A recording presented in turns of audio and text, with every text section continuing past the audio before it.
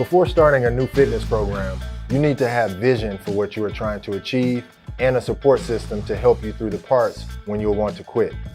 When I talk about vision, factor in every obstacle that you may encounter between family, work, school, traffic, cooking, and anything else that may affect you throughout the course of your day. Once you have those things in mind, envision how you will overcome each obstacle.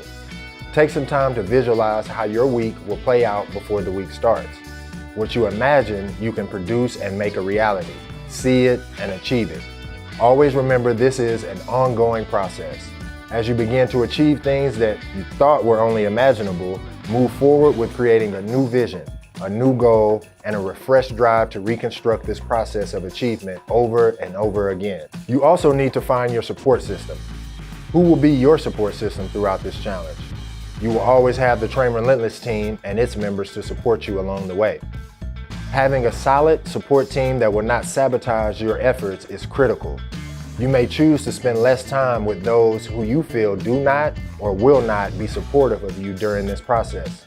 Support is an essential part of a successful fitness program.